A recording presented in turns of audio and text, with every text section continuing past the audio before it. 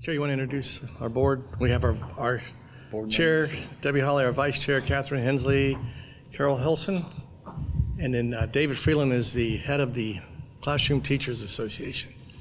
Follows me wherever I go. And from my staff, we have Captain Brian Hester, who was the architect of the school deputy response after the Stoneman-Douglas Public Safety Committee recommendation, or Public Safety Act. Brian Beatty, our PIO, and Sue Woodward, our Sergeant in Crime Prevention Unit. You ready? Well, we, on behalf of Sheriff Mascara and myself, we appreciate y'all coming out here today. And what we're involved in is a campaign, a referendum that we're going to take to the voters of St. Lucie County. Florida is 45th in funding for teachers, about 44th in funding as it goes for funding schools, and so there's a shortfall there in our schools. This past year, 20 school districts went to their local voters for referendums, whether it was for capital buildings or whether it was for salaries. In our community itself, Martin County and Palm Beach County passed referendums that will directly affect teachers and salaries. And because of that and the impact that will have on us, we felt that it was important that we go to our voters as well and try to pay our teachers what they're worth, as well as keep our schools secure. The sheriff is here and he'll talk about school security in a moment, but the dollars that we would raise from the referendum, 70% would go for teacher salaries, 25% would go for school resource officers. We want to have a school resource officer in every school. The sheriff stepped up and did that after Stoneman-Douglas, and he'll talk about that in a moment. And then we want to have dollars available for mental health services for our children. So what we're doing is having a referendum. April 24th will be the election day, but this will be a mail-in election only, which we think that will give us the best opportunity to reach as many voters as we can out in the public. It's the only ballot that's the only language that's on the ballot. For folks, we think this will give us the highest turnout, and folks will have the greatest opportunity to determine the future of our school centers. Right now, anywhere between $2,000 and $10,000 based upon years of experience, teachers can get $2,000 to $10,000 more in Martin and in Palm Beach County based upon successful referendums that they passed, and it will go into effect next year. So we're going to follow suit and go to our voters with that. There's accountability built into it in the referendum language itself. The accountability is that there will be an oversight committee to make sure that every dollar goes to where we say it will go. We feel like that if we do a good job of educating our community, St. Lucie County has always stepped up and supported public education. So we're looking forward to this opportunity to educate the public. Sheriff? Thank you, Mr. Gent. I partnered with the school board because I think this is a very important initiative. You know, we used to hear people say they moved to a venue, a community because it was safe and because the school system was excellent. But now what we're hearing, people identify a venue to move to because the school system is excellent and the schools are safe. And the sheriff's office plays an important role in that. First, let me talk about the referendum. By statute, the school board or the sheriff's office cannot spend money to advocate for this referendum. However, I became a chair of a political action committee to support this campaign because I think it's important enough to do so. And that action committee is called For Your Kids, and we are reaching out to pillars in the community who want to support the initiative because they know how important excellent school system and safe schools are to our community. We actually had our first fundraiser this week, which was a big success. And so we will have the funds to bring this campaign to the public, to educate them about the initiative and advocate for the initiative. Now, let's talk about the Marjorie Stoneman Douglas tragedy that occurred February 14th of last year. We know that shortly thereafter, we had to respond based on the comments we were hearing from parents in our school system. And the sheriff's office went ahead and placed one school resource deputy in every school in St. Lucie County. And to do that, we actually had to alter our entire operation in the sheriff's office, move personnel to make that happen. And back in July of last year, a survey went out to parents here in the state of Florida. It was actually originated in St. Augustine, but it queried parents throughout the state. 1 in 3 parents in July of last year said school safety was the #1 topic on their minds. That when they sent their children to school, they were concerned for their safety. I hope 1 year later, parents not only here in St. Lucie County, but across the state can see the accomplishments that have been made with the Marjorie Stoneman Douglas Public Safety Act, where a school resource deputy or officer, or in some instances they're using the Guardian program to put an armed person on each campus across the state of Florida. I can tell you here in St. Lucie County, we were ahead of the curve. We continue to be the head of the curve, not only in school safety, but also the security upgrades that the school district were mandated to do. And this funding for the next 4 years will ensure that school resource deputies will continue to be in the schools, and that burden that we face every year going before the county commission and asking for those funds will be removed from the equation, and we think that's a great process. So with that, I want to just talk about the highlights of the school district and then open it up for Q&A. But we're a district on the rise. We're in the went from 45th in the state in the graduation rate to the top 10. That encompasses all of our children. We're a very diverse district: African American students, Hispanic students, children with exceptionalities or disabilities. We're in the top 10 in the state, going from 45th. We went from the bottom third to the top third in overall academic performance. We're a highly rated B district. We're less than 1% away from an A-rated grade. With our 6 comprehensive high schools, our graduation rate is 96.5%, some of the highest in the state of Florida. All those achievements and accomplishments are on the backs of our teachers. And those are accomplished because we have safe schools and our teachers are dedicated and committed to what they do in the classroom. And with, I put that on the screen. If I show you here, this is a breakdown of the current salary structure based on the referendums that passed in Palm Beach County. So this is our challenge.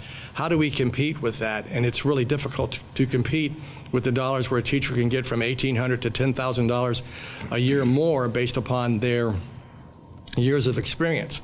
And so we felt it was important that we can't wait 2 years for another election. We need to move now. Our children are our most precious resource, and they need a quality education each and every day. We cannot afford to lose one teacher, and we need to make sure that this is done in safe schools.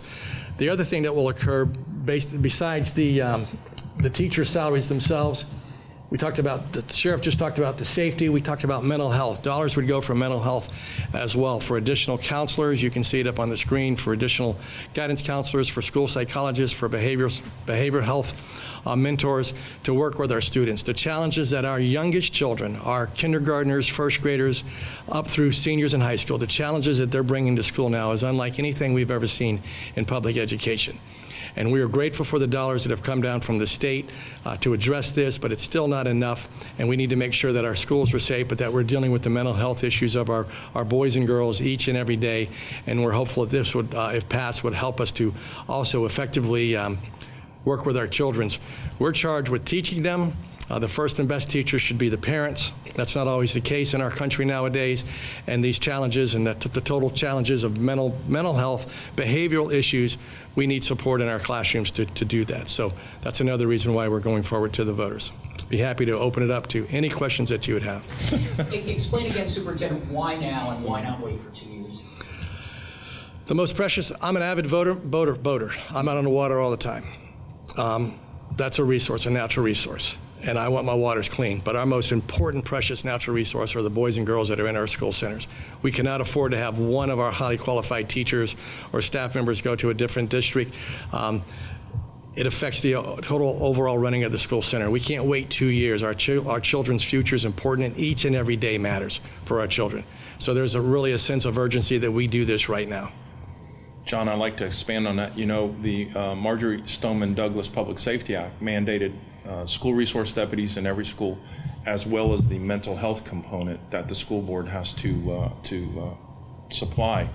And each and every year I have to go before the Board of County Commissioners to argue for those funds to keep our operation going. Well, this year I was short $2 million on the funds for our organization to continue. So what we had to do was to rob Peter to pay Paul. We stole personnel from throughout our entire sheriff's office to meet the mandate to have a school resource deputy in every school.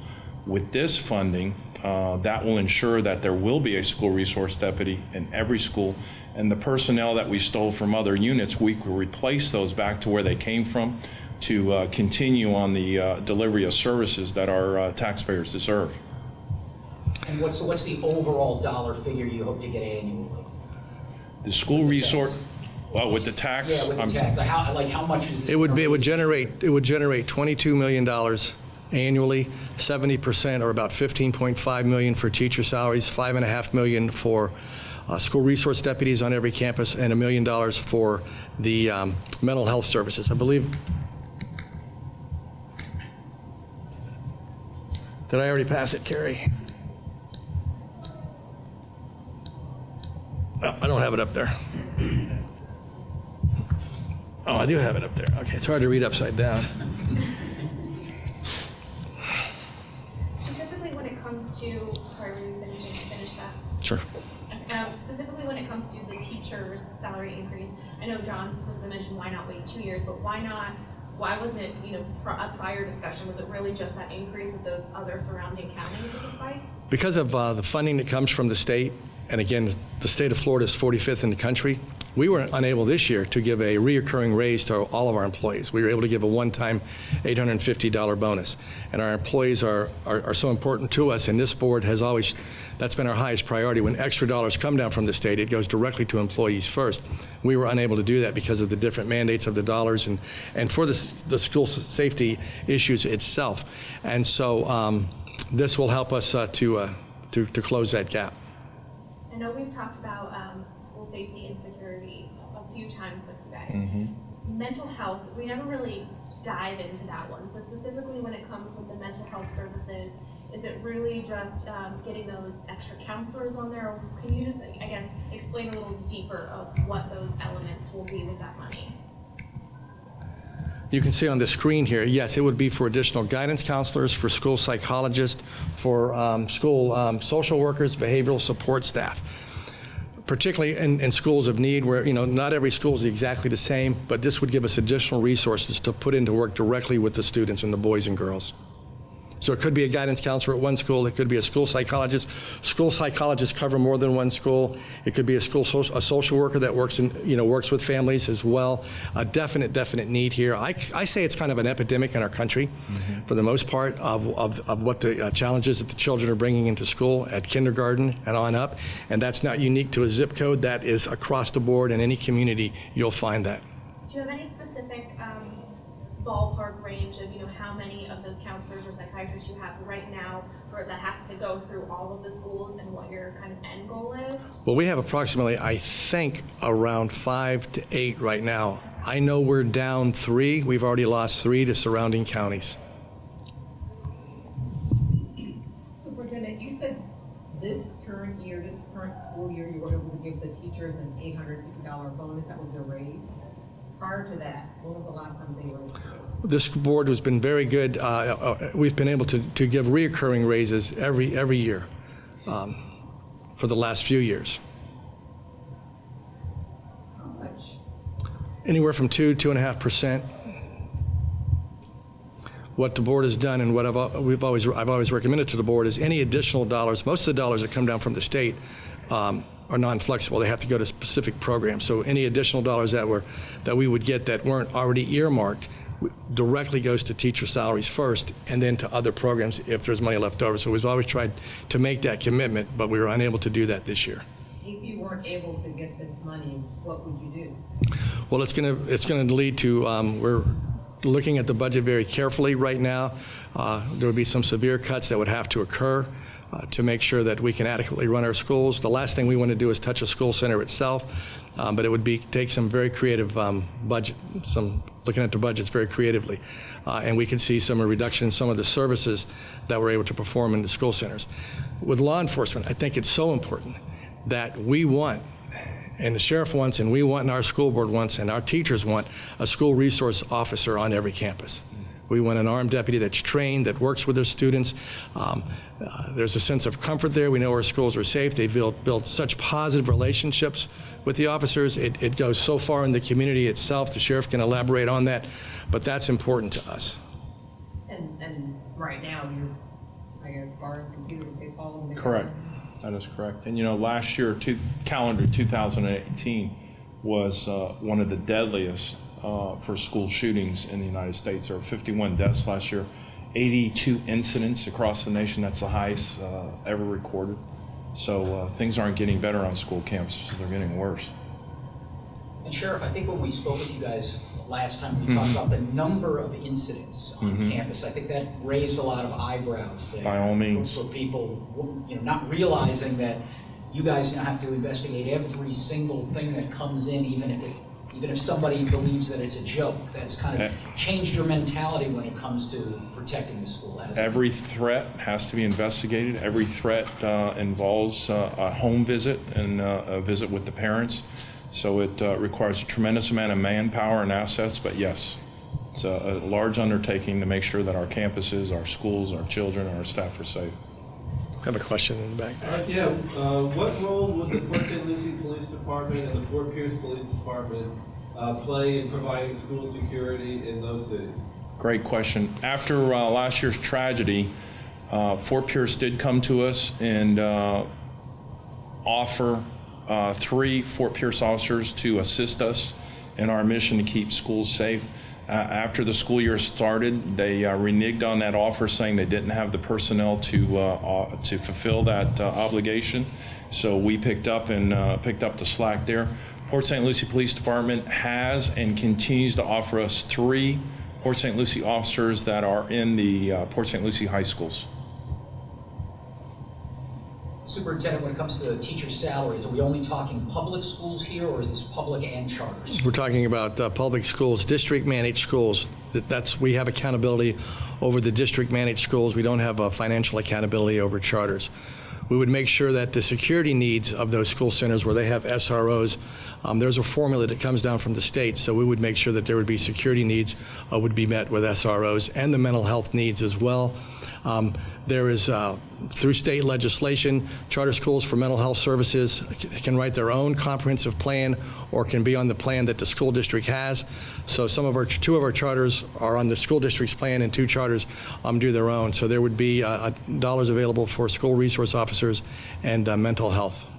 For the 2 that are on the plan, or for all 4? Whichever path they choose to take. They could, if it stays the way it is, then we would take care of the ones that are currently with us on the plan.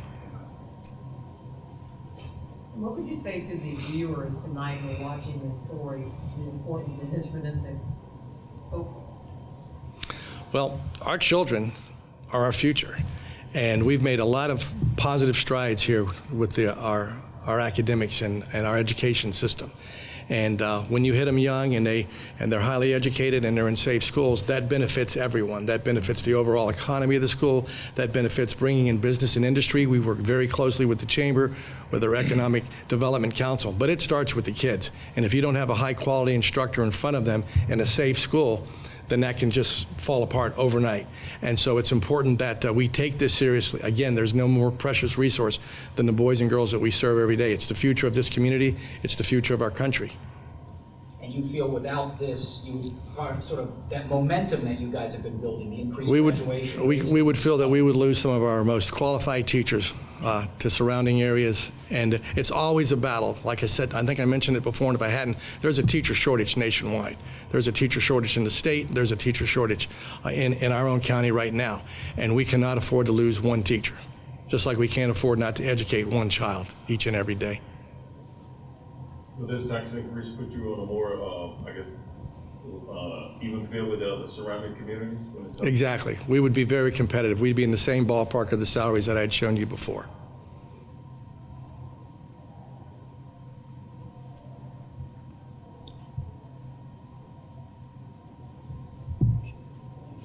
You guys are quiet today. Yeah. Can you bring up the starting salaries again for the teachers?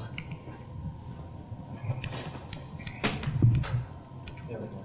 You want this one The or? one before that, that had the overall. There we go. Okay. So where would this put you? So this is currently that you guys are at the bottom of the 5 counties. Yeah, so this would, so where, it depends upon what when the dollars come in, if we're successful with this. Let me go back one slide to try to add it to that. So this is the ballpark, then dependent upon, when we're successful with this, we would negotiate this with our union partners. But the expectation is to be in this range right here, which would make us competitive with all of our surrounding counties. And statewide. We compete nationally, we compete state, there's competition. Do you find losing more to the south, to the north, equitable? It's equitable. It's there's probably 22. I think there's around over 2,000 less teachers this year in Florida than there were last year. Wow. But we do extensive recruitment for teachers across the country. We always have, but so is everyone else. So you have that competition for that. I think George had a question. Hey, George.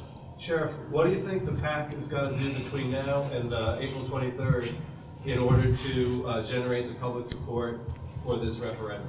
Well, not only can the PAC educate the electorate to get out and vote for it, but also we can then advocate the benefits of having this pass. Whereas the Sheriff's Office cannot advocate for the benefits, the school board can't advocate for the benefits. Would you do like a mail campaign or TV? Probably, depending on the money. This week we had our first fundraiser, and surprisingly, home builders from Port St. Lucie was the biggest group that showed up. And I honestly thought they would not support this because when you talk about increase in taxes, they're trying to sell homes, and that might be something that comes up. But they said they were a vested party because to sell homes to people coming to the community, they want to be able to say that we do have an excellent school system, that our schools are safe and our communities are safe. And those are excellent selling points to someone moving to a new community. We're going to be doing town hall meetings next week as well. Carrie will have that information, but start Monday, Tuesday, Wednesday, and Thursday night will be geographically spread out through the county, and Sheriff and I will be there as school board members of the community to answer. We want to educate our public. We want to answer all of their questions and make sure that they're fully informed when they make their decision. Is there an outreach to let people know that these meetings are coming up? Yes. We're utilizing our district social media, informing parents, informing community members. Carrie can give you more of the specifics on that.